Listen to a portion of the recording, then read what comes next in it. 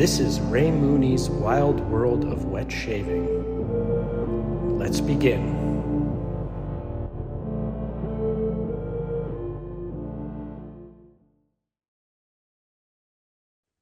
Hey, this is Ray Mooney. Welcome back. Today I have the honor and pleasure of chatting with Rob from Chisel and Hound. So welcome, Rob. I'm really excited to have you on. Thanks, Ray. I appreciate it. And, today I have a bunch of questions in no particular order that I'll just fire at you and we can chat and converse and go from there. And I kid because it is in a very specific order that's well thought through and well researched. I had no doubt. Right. Thank you. The first question, just to jump in, logically, is how did you first get into wet shaving? Man, I was one of those guys who had a lot of trouble with shaving. Um, Always had razor bumps and stuff on my neck, ingrown hairs. So I went looking um, for a better way, and um, the site Art of Manliness, Okay. way back in the day. Yeah. He did a lot of articles about wet shaving and stuff.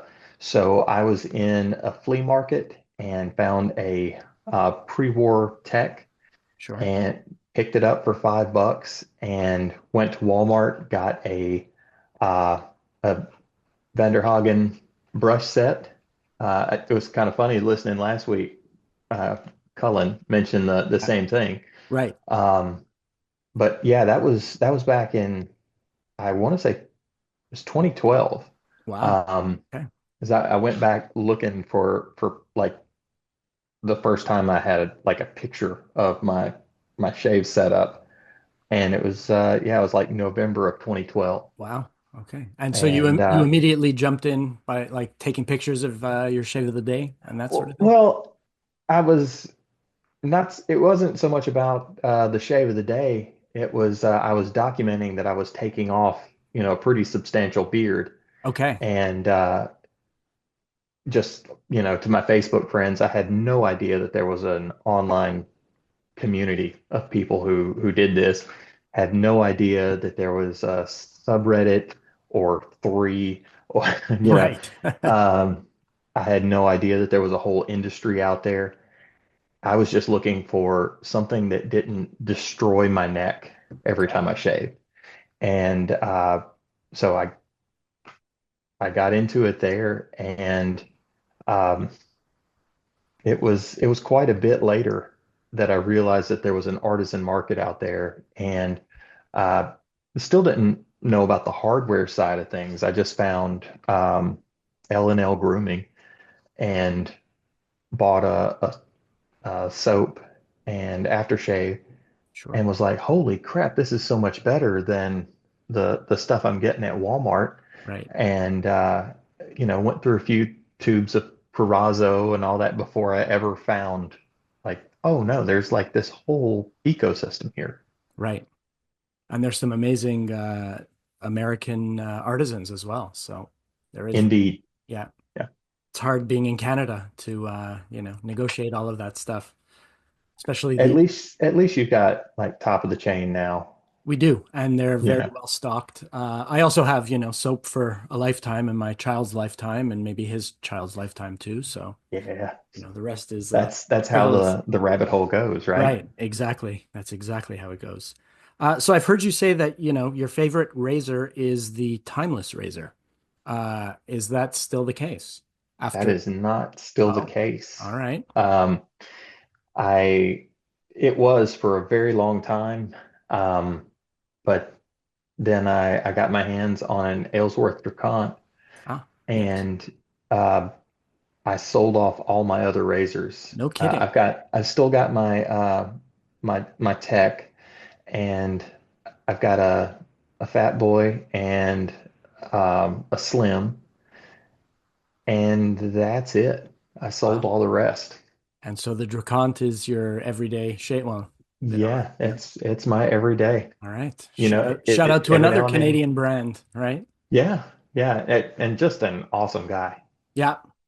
Very nice guy. I had the pleasure of meeting him last year at the Maggards meet. So it was fun. Excellent. Yeah. So, I mean, I guess that answers my next question, which was, are you a collector? Probably not anymore because you've gotten rid of your razors. Well, aside from Not so that. much on razors, and I've slowed down my brush collecting as well. I When I first started making brushes, um, there was a like the brush making community was different. Yeah. Um, and there was a lot of trading and stuff. And, I traded brushes with, tons of the OGs. And, you know, in my head, I was like, oh, I'm just going to do this and get one from everybody. Okay. And um, yeah, eventually it was like, I have like 60 brushes here. Um, and there are new guys popping up all the time. And yeah, there was just, it got to be a little unsustainable. So now um, I've trimmed that back quite a bit. Okay. Only a select few, can I ask? Or, maybe the Yeah, public's I've interested. How got, many? I don't know. I'm 60. no, I think I'm down to like 20, 15 or 20. And I use like five of them. Okay. That's okay. So not as much of a collector, certainly not in this No, year no. anymore. I've, I and understand. I counted my soaps today in anticipation Oh, of did you? that question, and I've Thank you. got 40 sets, That's very and then reasonable. and then uh, probably 10 or so like aftershaves that just don't have a matching soap. Okay. So yeah, it's reasonable, right? That's extremely reasonable, certainly based on my numbers. That seems almost, like a minimalist approach, in fact. There we go. Again, sort of that that affects my next question, which is, or maybe would have been, should have been, do you hoard tubs of that darn soap and bottles of that darn splash? It's a three-part question, so that's part one. A, a little bit. Do you? Yeah. That I think I've got three tubs of that. okay. Um, one of them being um, a reformulation that Vita did, Yeah. and I was really looking forward to that being released to the community because the original run, the idea behind it was I wanted something that smelled like my shop when I'm working, Okay. right? So I wanted like a woody scent with coffee Right. because I've always got a cup of coffee going. Yes. And the the the original idea was coffee and cherry wood. There was no way to get cherry wood. I didn't want cherry fruit. I Yes. didn't want it to be that sweet. So we went with I was like, well, my other favorite is ebony, and that's got a really peppery smell. So we went with it's coffee and cedar and black pepper to kind of give you the accord that we were after. Yeah. And somehow the way they interacted gave almost like a star anise type Oh, wow. scent at the end. It was like coffee with also some star anise, Sure. and I liked it. But on her reformulation, um, she kind of dialed it in, and that star anise note was gone, and it was just wood and coffee, and it was really great. I see. Um, but apparently, she had the frag ready, and the bottle exploded. Oh, no. So that was kind of gone. And I And got one of the only tubs of that. right. Is there a story behind the creation of that? Like, how did that come to happen? Having your own sort of custom fragrance or something made for you? Uh, I just messaged Vita Nice. and it's like, hey, I've got an idea. Would you be interested in doing this? Sure. And she's so awesome. I love her so much. And she was Sure like, is. absolutely, yeah, let's do this. And so she, um, you know, sent me some samples and stuff. And after two or three rounds of that, we kind of decided what we had was good. And man, it was such good stuff, and it was a lot of fun being involved in that until all the product arrived, and I had to fill all those pre-orders, Right. and it was just, That's when it gets less fun, of oh course. yeah, oh Becomes yeah. work. Is that still available? I guess not. It's been some time. No, no, I Right. don't think so. How long ago was that when that came out? Oh gosh, Certainly before my time in the witch yeah, world. 2018 maybe. Okay, yeah. Wow. That's fun though. That's really a lot of fun to have something like that, and especially if you have a few leftovers, sort of Yeah, as to use very sparingly, I guess, right? I do. Yeah. So John Williams from Grizzly Bay, Hmm. he was quoted in About You magazine in 2021, again doing some research, as Good saying that grief. Arkansas is the center of the artisan brush empire. Oh yeah, we joke about Saline County, Arkansas, where we live, Yeah, as the artisan brush capital of the world. right. We need to petition the town to paint it on the water tower or something. That would be Um, fantastic. but yeah, the between the two of us, we crank out an awful lot of brushes. That's Um, I'm up to 5,400, and he's wow. somewhere around 3,600. Okay, that's Um, quite an industry. Yeah, that becomes, yeah. sort of pertinent to the state Hmm. And domestic then, product. um, just down the road, I guess it's about an hour and a half drive from us to Sterling. Right. So, you know, Okay, it's all in the Arkansas, same Arkansas little does a lot for the corner. community, right? That's fantastic. And put that way, it's true. I never sort of considered that, but yes, it's a wet shaving hub, in fact. Hmm. There you And go. and back in the day, I don't know if he was still around whenever you got in, but Crazy Badger uh, was based out of Alma, Arkansas. Okay. Um, And he's Albert no Albert longer Taraka, great guy. Yeah, I saw recently he made a brush and posted it to Facebook. He made it, for a friend of his.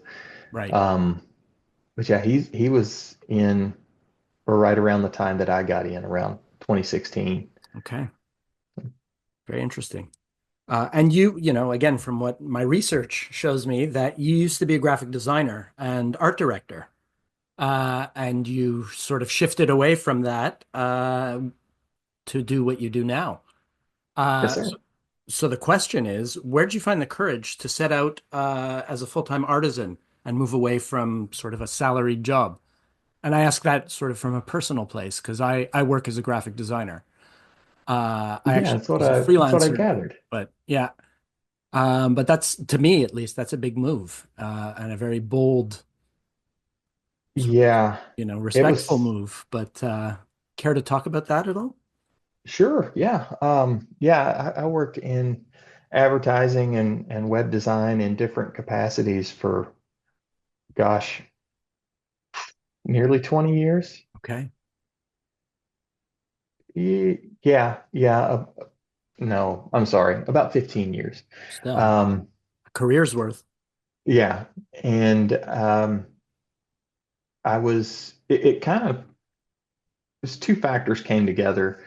The business was doing really well, enough that I felt like it could sustain me. Yeah. Um, and it was getting to be a lot, because I was getting up every morning at like 4:30 in the morning, going to the shop, Oh wow. working until it was time to get the kids up and get them ready for school. Then I would take a shower real quick, go to work, and come home. And as soon as the kids were in bed, I was back in the shop In the shop. Wow. working until, 10, 11, 1 o'clock in the morning. Okay. And that was just completely unsustainable. Of course. Um, so then one day at work, there was a write-up in my file about something that I thought was trivial and ridiculous, Yes. and I kind of just said, "Oh, I'm going to take my ball and go home." And Fantastic. my wife was super supportive. She was like, "You've got this." And It's great. our approach was, we'll give it 6 months. If it fails in 6 months, okay, I just go back. Yeah. And that was 4.5 years ago. Fantastic. That's very inspirational to me. And Thank you, good for man. you for, having the courage to do that and sort of following your passion. I think that's That great. was lunacy Lunacy perhaps, but worked out, right? so far. You started as that darn Rob, did you Hmm. not? So why Yes, I the did. change? Why the change to Chisel and Hound as a business name? Again, a couple of factors. When I first got in, um, that darn Rob had been the name that I freelanced under. Okay, I chose the name because I wanted my tech support email to be throw a brick at that darn Rob. amazing. And so I had the name, I had the logo, and once I put my freelance web design business to bed, I still wanted to do something with it. And uh, so I just when I started turning, I was like, oh, well, I've already got the EIN and everything. Yeah, I'll just use this. And as time went on, um, my work got a lot more complex and a lot classier, and the kind of tongue-in-cheek name just didn't seem to fit the quality of the brush that I was putting out. right. And also, um, around 2018, 2019, there were a lot of new companies coming in that had really similar logos. Right. You know, there there were three or four guys who had logos with, this blocky bearded face with Yes. glasses. Interesting. And it's like, well, all right, you guys can have that. I'm going to do something different. Perfect. Did you design your new logo yourself, being a graphic Yes. designer? Yes. I love the typography on it, I must say. Thank you. Really, really classy. I sweat the details on that logo more than I would like to admit. It shows. From one professional to another in the industry, it absolutely shows. Uh, Thank you very much. that's one of the things that draws me. Like I love the coin. I have a couple of your brushes, and I really, really enjoy the coin, uh, as well as the pours and the turns, and of course all of that. It's all of a piece though, right? It's got to Sure. be, you know. And I mean, just imagine some of the fancier things that I'm doing these days, slapping the jokey name with Doesn't, the yeah. blocky head logo. It just didn't Oh, fit. oh, And I kind of wanted this I wanted it to look like an old pub sign, right. the logo and the name. And Yes. And I think that it that it was the achieves approach. that very nicely. Thank you. And I like the fact that you swap in your dog or a dog image sometimes as opposed to the logo type. Yeah, Nice that's touch. that's for the Roosevelt edition. Those are the ones that I feel like are just the best of the best. I see. Okay. So it's Um, specific to a sort of a line or, mhm. your curated collection or something. Yes, sir. Got it. Touching on your old logo, it begs the question, of course, is there a secret warlock coven of bearded brush makers? It certainly seems that way. Right? Maybe, Uh, maybe, centered in Arkansas. I am trying to think. Well, I say that immediately as soon as I thought about it, Peter Wolf doesn't have a beard, Right. um, and he is just a god tier brush maker. Okay. Um, Interesting. the rest of us were just trying to get along. Fair enough. Speaking of brush makers, was your dad, who's also a brush maker, of any inspiration to you, or has he been doing it since way back, or is it Uh, no, actually, I mean, okay. So I got started wet shaving way back, like I think I said 2012. yeah, Um, and for Christmas in like 2013 or 2014, my dad made his first brush and razor set Okay. with just some kits that he found online. Right. He was not into wet shaving at all. Didn't know, like, he knew that I did that, but when he gave it to me, I was like, "Man, this is incredible. You should sell these." And he laughed and said, "There's no market for that." Right. And I just don't see that happening. Um, so about I don't know, a year or so later, I scraped the money together and got a lathe and started attempting, to make them because I had figured out by that point that there was a market.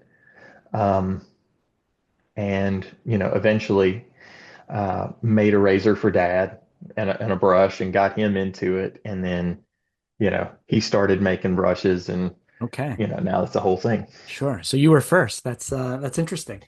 Well, yeah, I was the first to make a business of it. Yeah. He made one Right. before I did. Fair enough. So, Okay. And why is I heard you reference it before in terms of the original formulation for that darn soap. Why is cherry wood your favorite wood? oh man, the everything about cherry is amazing. The the grain is beautiful Yeah. and it polishes like glass if you take the time to do it. Um, and the smell when you're cutting cherry is just so good. Um, yeah, those three factors are probably what do it for me. But when it comes to domestic hardwoods, cherry It is was the one. as good as it gets. All right. You've said also that you've worked with 115 species of wood so far. Mhm. How many are left? Maybe that's a There's dumb a question. lot. There's a lot, right? There's a Um, lot. do you have a long list of sort of other stuff that you want to work with, or just working your way through? Just working my way through whatever I see that's on sale or if I find anything interesting. Okay. I didn't set out to work with just a huge array of woods, but you know, Just sort of how it when you happens, look, I guess. you look back and it's like, that's I that's a lot. Sure. So I started keeping a list and you know, It a is a list lot. becomes a goal, right? Of course. And I imagine there are some that are, better to work with than others that you keep going back to or want to Oh work yeah. with again. Right. Oh yeah. And there are some that I'll never work with again. Right. Fair enough. But it's a whole exploration and learning, I guess, Mhm. the characteristics or nuances of all of these different ones. Yes, sir. Learning journey. Nice. How hard was it to source the Manchurian knot that you've been loyal to for some time now? Uh, it it wasn't too bad. Really, the first manufacturer that I approached about it, it- they've been making it since the V1. Oh, really? Um, Okay. It's always yeah, been. I haven't bounced around. I found a supplier. I gave them my specs, and they came back with a knot that was really good. Sure. But over I think around V5 is when we really got it dialed in where I wanted it. Right. And from then on, the recipe's been the same, but the batches have been, kind of all over the place. I guess Um, invariably the batches would vary because it's a natural yes, product, right? But right. that's And great to have a and solid knot. there was a like a reaction to the market as well. Like a few years ago, and I'm so glad this is over, but um, there was like this arms race to have the jelliest knots. Oh, really? And oh yeah. And Specifically so jelly. Yeah. yes, everybody wanted the jelliest knot they could get, and we ended up with like um, the jealousy knot from um, AP AP Shave shave, and right? um, the tip from Turn and Shave and the Fanchurians in that era were super jelly and kind of slimy and Yeah. people loved them. I'm so glad that we're kind of correcting and we're getting back to um, a much less treated knot. They're Sure. they're you know A little bit more much stretch. closer to natural, and just treated mainly for consistency across a batch. Right. And I guess the trend comes and goes in terms of Yes. jelliness. Maybe it'll come Mhm. back in a few years. Hopefully not. But Hope not. what's the latest trend now? Is there something sort of tenable in terms of the type of knots that people are liking? Uh, there's always a new synthetic fiber coming along. Right. There's um, everybody has kind of almost everybody has dabbled with hand tying, and um, I'm not interested in that right now. I'm not gonna say I'll never do that, but the returns don't seem to be there for me. Like I feel like the Fanchurian is an incredible knot at an attainable price, That's it. right? Um, and for me to spend the time to develop the skill of tying the knot to get anywhere close to as good as the Fanchurian that I'm selling for $67, it's going to take a lot of time, time away from the lathe. Yes. And the only way to make that worth my time is to charge a whole lot more for it. Right. And I would rather focus on making the finest damn handles that you can buy and sell a really attainable knot. Sure. That makes a lot of sense to me. And the knot, like you said, is good. And it's stood, I don't know what version you're on now, but all of these versions, 27, 27. 27. Interesting. And how often does it version up? Uh, a, a batch will last me a couple of months. Okay. Um, yeah, I want to say 2 or 3 months per batch. Yeah. I'll order like 150 for me and 50 for uh, John at Grizzly Bay, and I'll slip my dad a few when he needs them. Right. But yeah, I burn through those in about 2 or 3 months. Okay. And then with each subsequent order, it's a new version, or Yeah, you yeah. put it as a new And version.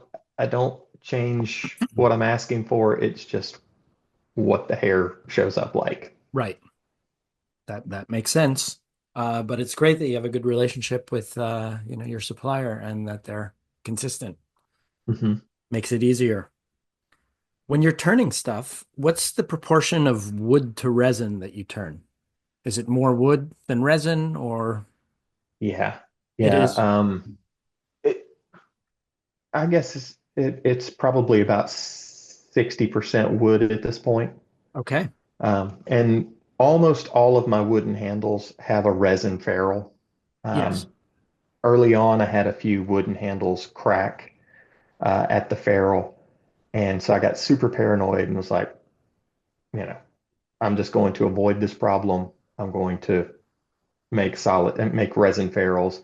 Um, since then, you know, I've learned, a few mistakes that I made early on. I overbore wooden ferrules now, so the swelling from the wet knot is not going to put so much pressure. And I Back it. Right. got a few tricks that I've you know that were obvious in hindsight that I should have been doing early on, but I still prefer resin Yeah. for the ferrules just for um, Sort of peace of humidity mind. factor. Yeah, that makes Yeah. sense. What's the most materials that you've ever used on a single brush handle? Like sometimes you'll do layers, these amazing layers. I know you've done Oh, weather too. yeah. When it comes to the layered handles, Yeah. um, those those can have dozens of species of wood, uh, acrylic, resin, metal. Uh, you Right. know, there's no telling, Okay. because I'll just when I'm making a brush, cutoffs get thrown in a bin, and when I've got a full bin, I'll just start stacking them up and seeing how they look. Mix and match. That's Yep. fun. That sounds like a lot of fun. In terms of a creative process, in any case. Mhm. You've said that naming the brushes is the worst part of this job. Is it a creative strain to have to think of all of the different names all the time? And didn't you used to work as a creative in marketing? Yes, but once you get up around 5,000, thinking up names for these things That's is a fair. pain. Yes. So I, at one point, decided, forget this. Every brush has a number anyway. I'm just going to just go with the numbers. And In people terms can of call it, whatever they want. Yeah, sure. yeah, they can call it whatever they want. A number just in Um, terms of the SKU number or, the product number yeah, well, a number each brush just for inventory. in sequence. Right. So, Okay. like I'm on 5,402 right now. Um, and so I was just like, oh, all right, well, this brush is brush 3,714. Yeah. And they did not sell. Interesting. Um, People need and names. so I went back, I put names on them, and within the week they were gone. It was just, Really?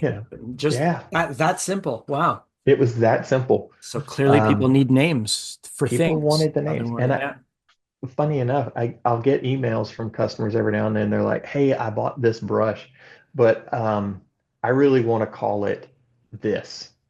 Would you mind?" I'm like, Asking your permission to rename the dude, brushes. That's dude, uh you that's strong.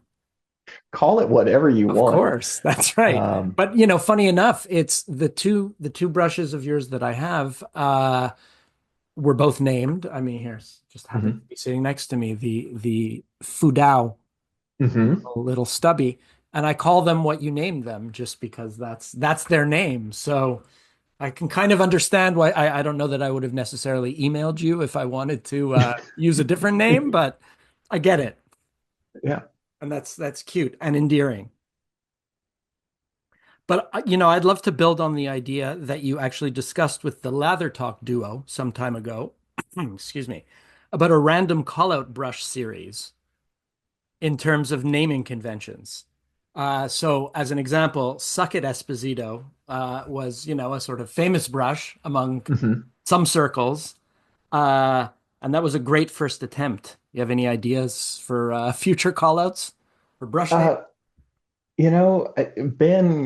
Ben and I, we've got this long-standing beef, and he showed up in our group chat and was, man, all these brush makers, uh, everybody seems to be so afraid of making a solid black handle, Right. um, because it would, show scratches and it would show sanding lines and fingerprints and all that. It's like, no, okay, I'll show you. And Ben, he's a good sport.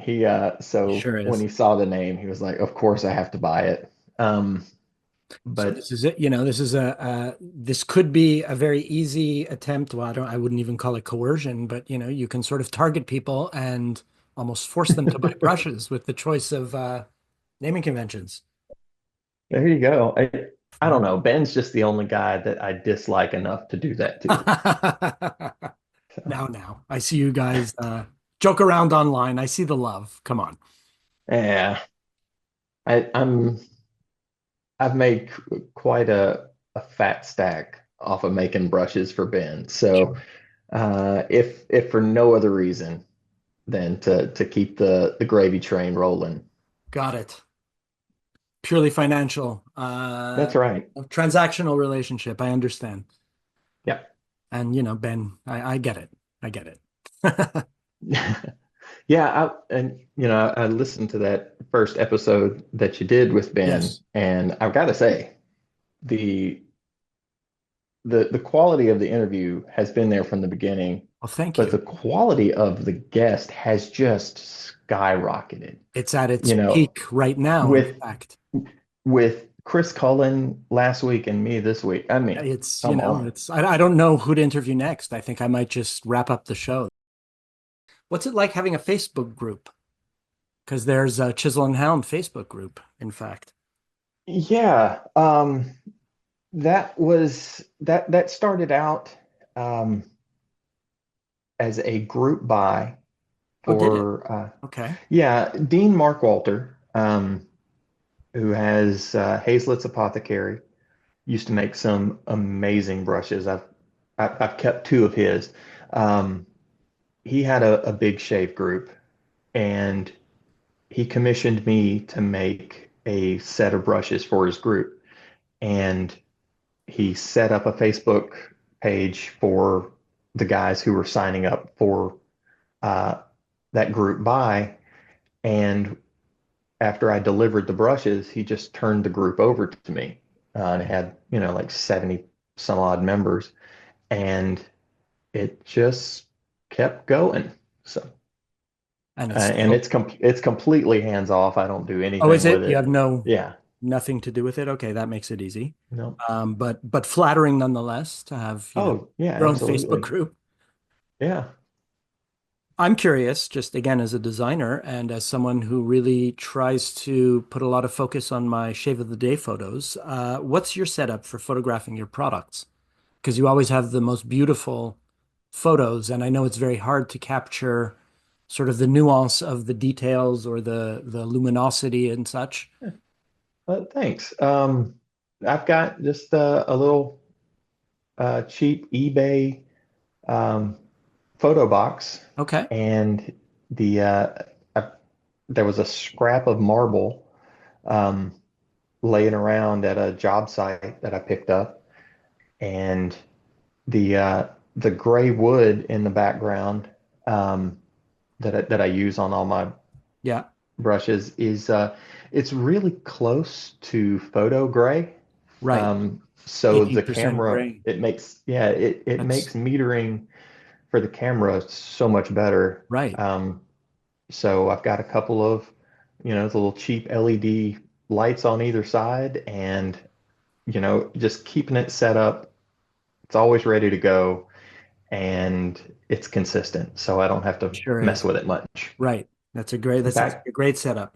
yeah, But yes, your photos always look great, and it really gives a good sense of what you're going to thank buy, you. what you want to buy. Especially the pre-releases. I mean, at least on Discord, there's always huge FOMO. People choosing the brushes they like before the drops and such. I don't know if they actually go through and buy them. Maybe we're all talk, us Discord people. Well, some of y'all are all talk, but Right. there are some guys, and there are a lot of guys out there who are silent assassins. They never tip their hand on what they're going after, but They they get grab what it. they want week Sure. after week. Yeah. Okay. Amazing. Well, that's, you have a huge fan base because, you release beautiful products. Thank you. Is your 2 week cycle for drops intentional? Well, in fact, I know it's intentional because I've heard in other interviews that it is. Mhm. You've said that you drop on Tuesdays as an homage to when records were dropped. Is that it? Yeah. Do you know what's that all about in terms of the Tuesday record release? I don't know. It's kind of gone the way of the dodo. But back in the 90s when I was a teenager and super into new music, new records dropped on Tuesday. Tuesdays, okay. And yeah, and Interesting. so whenever I started the drop method that I use, um, is that I used to do custom work, and it was all, planned out with a spreadsheet and everything. But when I stopped doing that and started doing drops, uh, I thought, hey, Tuesdays, like a record drop. Yeah, And it worked out great because on the subreddit, Tuesday is the day that you can promote sales that's a very and good things like point. that. Yeah, So that all works out. And that's that only, I was think Tuesdays is only for artisans, right? Not us lay folk who just want to sell our gear. I think that's only Saturdays. yeah, I think you're Right. right. Okay. So you say you don't do custom work anymore? No, it's just so much of a hassle. Okay. Because I was going to Yeah. ask you, I have a very cherished brush just because, I'm a weirdo, I guess, well, it's my mother who was a weirdo actually, because she saved my baby teeth and gave them back to me in my 30s. Mhm. And I was,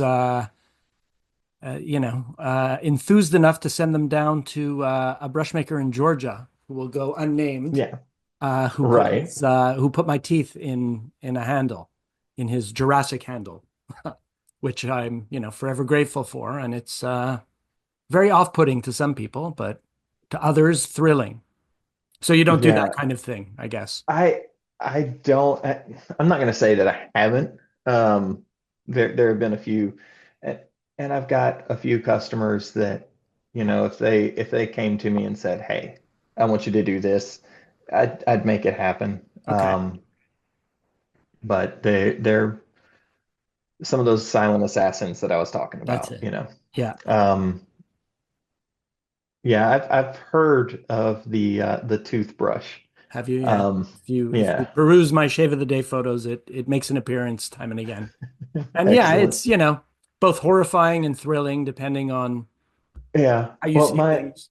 my daughter uh, found out that I still have all of her baby teeth, and she is Ah. freaked out by it. So I mean, it was also in my 30s to learn that there was, in fact, no tooth fairy was very I scarring bet to that me. I bet that hurt. Yeah, Yeah. it was hard to reconcile, but here I am now. Once I had that brush, it all felt a lot better. As Well, that's the thing. Shave brushes are better than therapy. You heard it right here, Yes, indeed.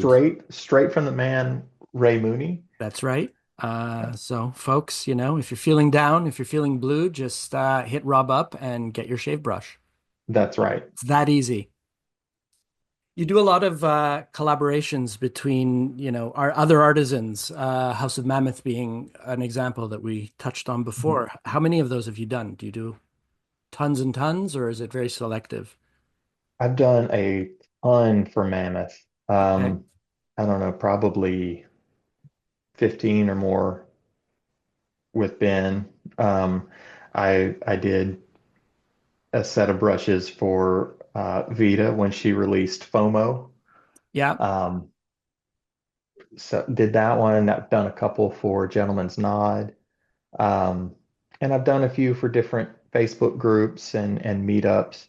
Um, I think the largest order I've done so far was for the Old Cahabla Shave Club on Facebook and did 75 matching brushes. Oh, wow. Um, I pray to never do that again. It How was long did that that was a take? it took quite a while. Yeah. It took weeks. 'Cause that was back whenever I had a real job. So it Right. was, Just added to even the tougher. pressure. Yeah. Yeah. You ship your brushes all over the world. Where's Mhm. where's the furthest that you've sent a chisel and hand brush? Oh gosh. Well, I joke that the sun never sets on my empire. I think I'm in 70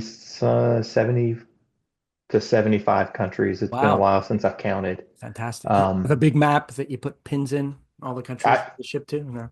I need a big map. Right? I've got some small maps and I color them in with a highlighter. There you go, Um, folks. The quiet assassins need to get you a wall mounted, one of those big, wall maps that you heck can, yeah. right? Well, I was so happy last year. Um, one of our fellow Discord members um, found out that I did not have Vermont colored in on my map. It was the Oh, only state that I had not been able to color in.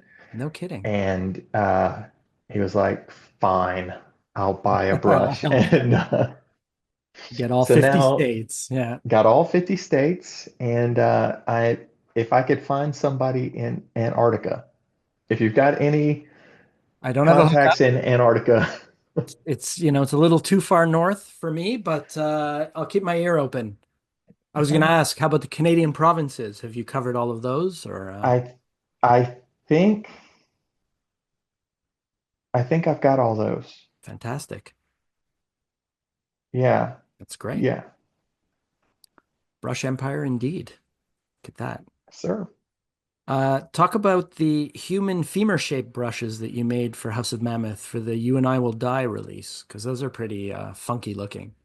Those were fun. Yeah, Yeah, Ben, he kind of gave me the brief on the scent, and he was like, what kind of ideas have you got? And he sent me the label, um, so I had the color to work with, and I was like, well, obviously a bone color would be great, and it it took a lot of practice for me to get good at my bone color, but yeah, my bone and ivory has it's pretty well known. It's like a signature thing that I do.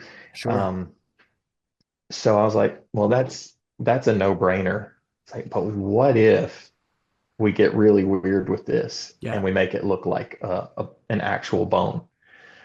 And Ben was like, what the hell? Let me see what you Yeah. got. Play along. And so I did the first one, and uh, he was like, yeah, that looks pretty awesome. Do you think you can do a bunch of them? And so I figured out how to pour a mold, how to make my own silicone mold, and was able to crank out a bunch of those jokers. Sure. And it, I was pretty proud of how those turned out. They're weird, They are but weird. They're extremely unique too. yeah, In the same vein as, embedding teeth in a handle. It's kind of I maybe don't not as know. gross, but you know, It's certainly not as genetically like accurate. Well, there's no bad. Yeah, DNA in there's no what you DNA in proffered mine. up, right? Whereas, Yeah. mine, if they got into the wrong hands, oh boy. How does one Yeah. get their hands on mammoth ivory? Well, the mammoth ivory, I've got a friend and fellow brush maker named John from Briar Brushworks. He's located in Pennsylvania, Okay. another great state for brush making. And his other business is uh, buying and selling minerals and fossils. Oh, that's kind of And perfect.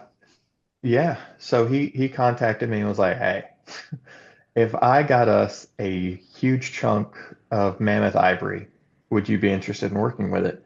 And that's just not something you turn down. So No, uh, I it's not a material I enjoy working with, but man, it is so pretty it and really it's so is. cool, just knowing this hung off the face of a gigantic Right. elephant Yeah.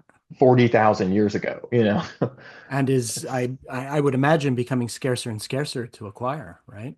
uh actually you'd probably be wrong Okay. because as permafrost thaws, they Oh, find there's more and more. huge That makes deposits of it. sense. So Wow. there's actually Okay. more of it now than ever. Interesting. That makes sense, but Yeah. unfortunate for our planet maybe, but Yeah. great for mammoth Well, yeah. ivory stocks. Yeah. How often does a blank explode on the lathe?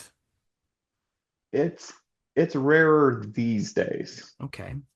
Early on, it happened a lot, partially due to the way I held my work on the lathe.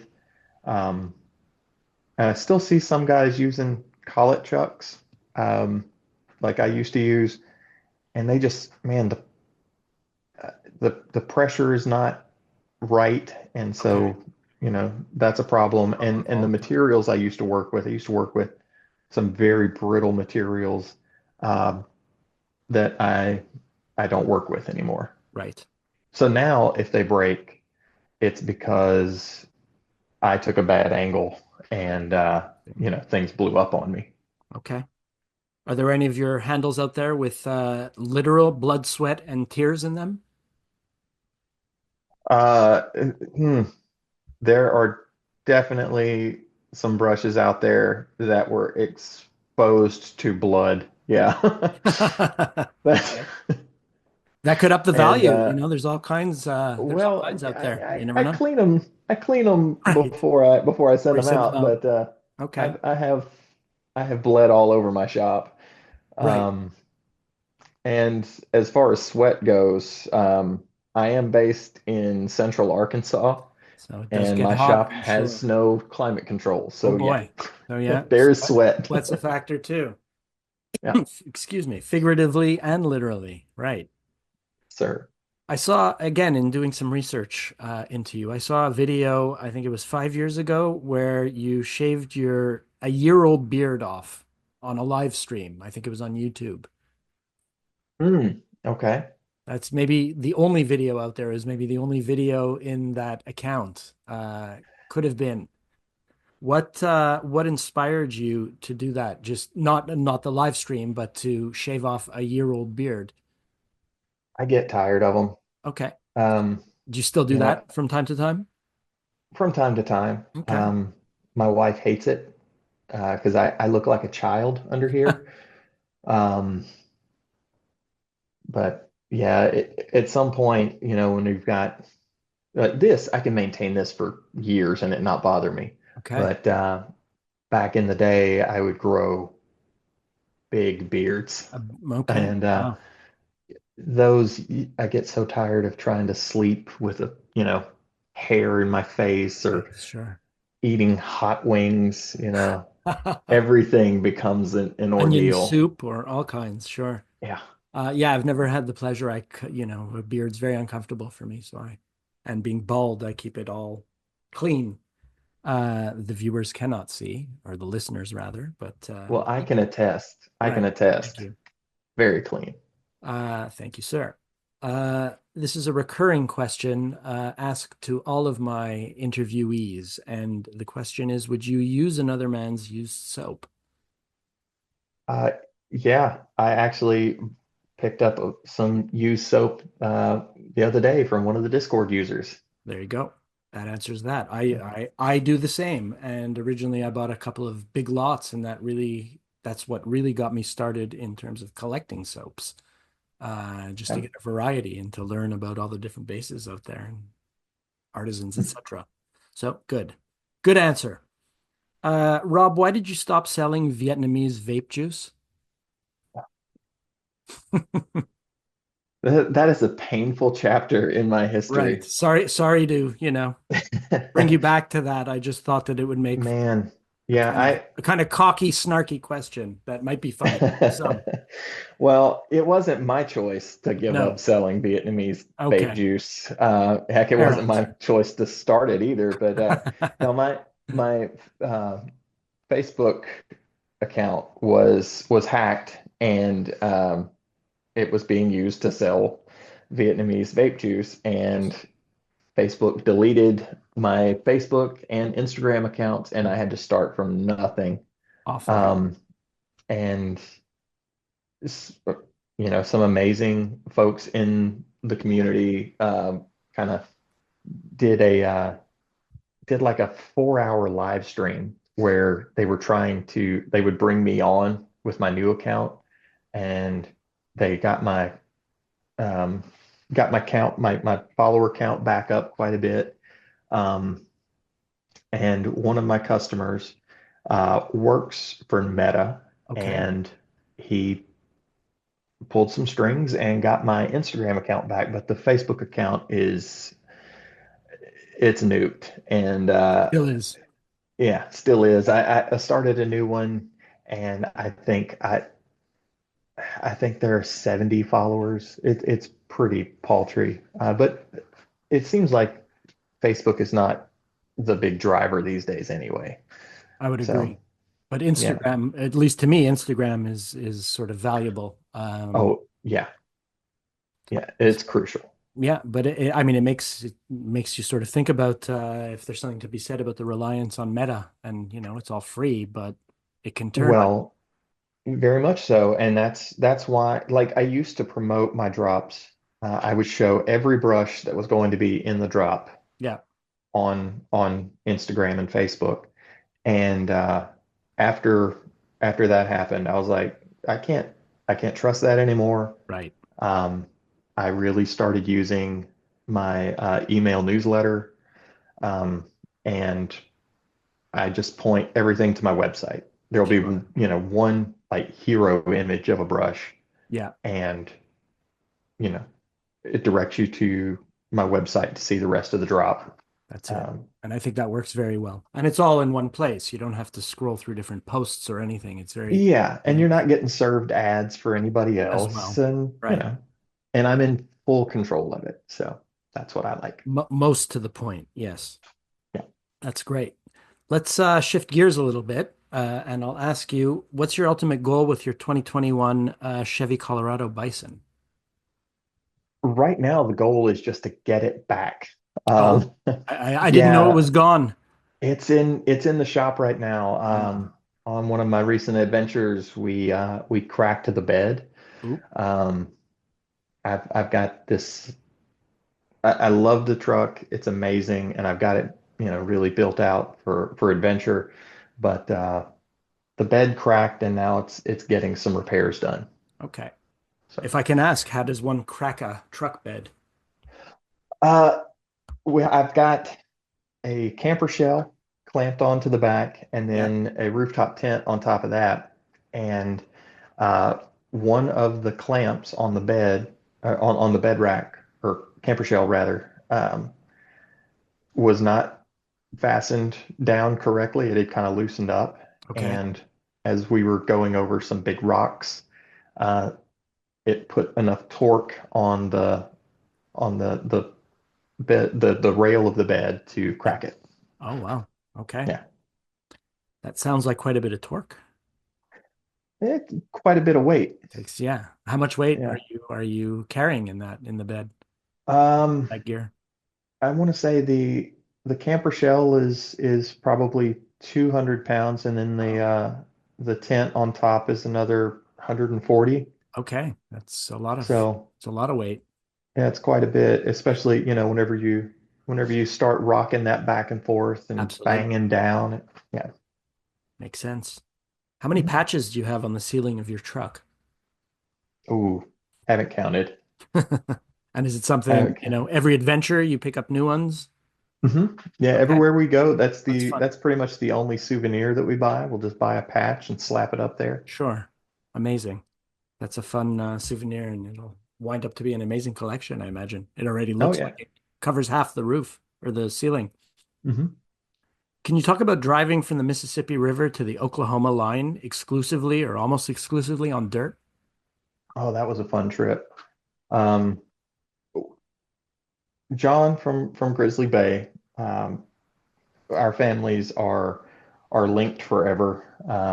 We do everything together, Yeah. and there's a trail, the Transamerica Trail. It starts in North Carolina on the coast, and it goes all the way across the United States Wow. to uh, there are different spurs you can take up to Oregon or California, and they've mapped it out so that it's almost exclusively dirt roads. And Amazing. we did the Arkansas section over a weekend and had a great time. That sounds amazing. And the fact that you can stay on dirt roads too is quite incredible. Are there many people, hmm other people in trucks doing the same thing? Is there Uh, traffic or you have long stretches we of just being alone? Yeah, we didn't see a whole lot of folks on our trip out. Okay. Um, and we get to some pretty remote areas. I imagine. Um, it's Sounds like a lot that's of my fun. favorite thing. Sure, Yeah. that sounds like really a lot of fun. Great adventure. hmm What's it like getting stuck on a rock in a river? Well, Less fun. that's that's a lot less. Well, it's funny in hindsight. Um, and John was there that day to laugh at me and then pull me off the rock. Um, but that kind of stuff happens Inevitably, yeah. Part of the inevitably. adventure. Yep. It was an entertaining little snippet of video that Yeah. shows, not quite you getting off the rock, but the attempt or the beginning of the attempt. And the mockery. Well, of course, that, Yeah. not without the mockery. That's part of it. That's what makes it memorable, That's all part of it. Yeah. of course. Are you really the big brother of the shave brush community? And is that related to the artisan brush empire that we discussed earlier in any way? Oh, I don't know. No? I haven't heard this term. Okay. Um, I believe, again, if my research is true, you've been quoted as saying that you're the big brother of the shave brush community. oh no, no. Oh, I would say that title's probably pretty vacant these days. But early on, um, I would say Matthew Marting, uh, okay. brush guy, was he was so influential.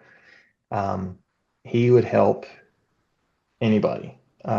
If he saw that you were dabbling with making brushes, he would, you know, put you in the Facebook group, and he would, you know, um, give you all sorts of tips and tricks. Sure. And he he's the reason I started pouring my own blanks, and Okay.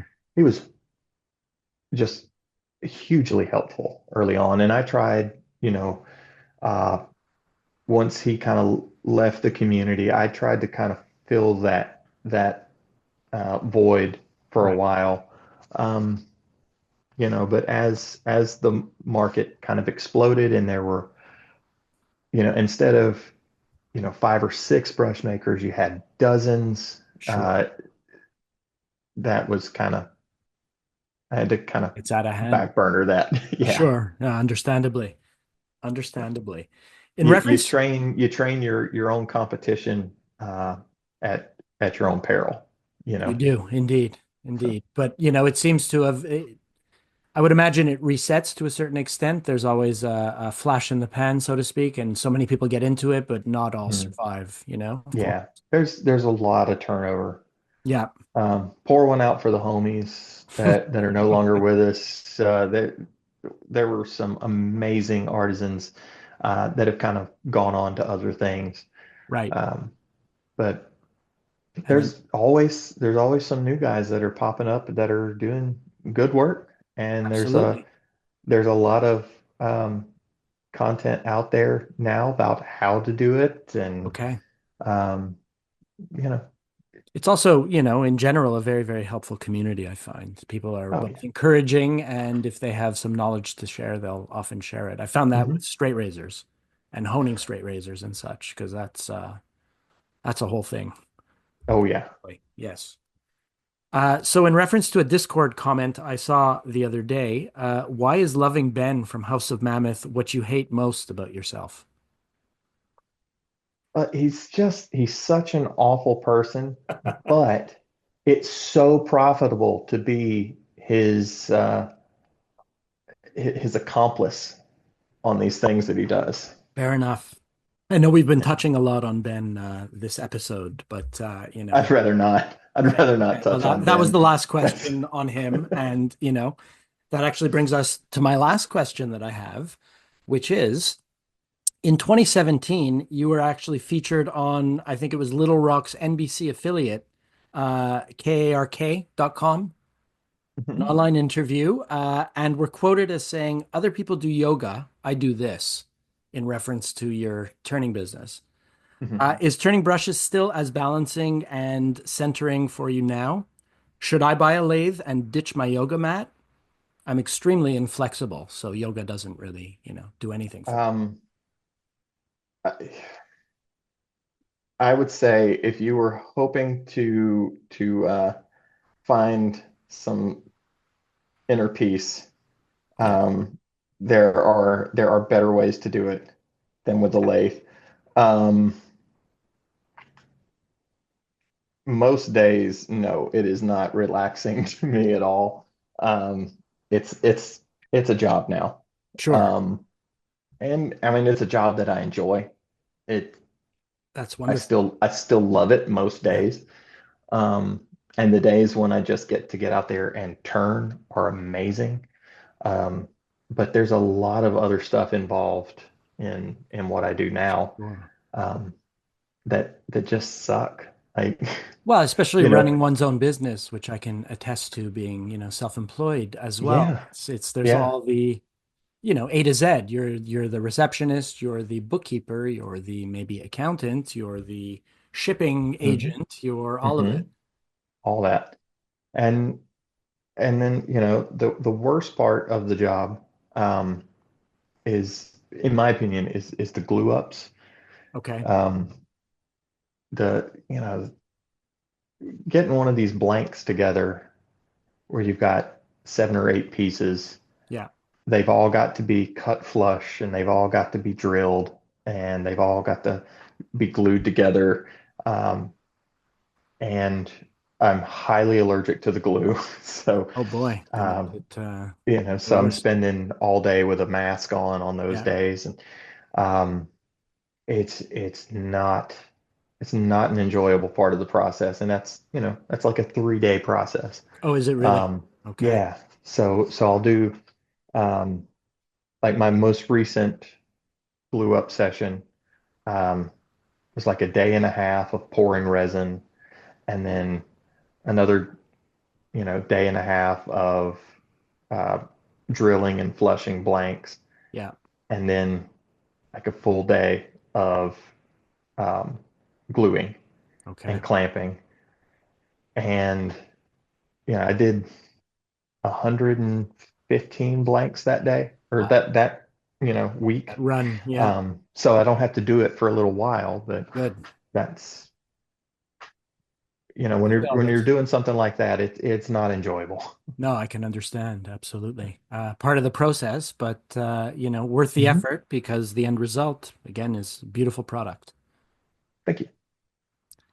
So, Rob, thank you so much for playing along and being a great sport and giving the Oh, listeners some background into you and all the things you do. thank you very much, Ray. I appreciate it.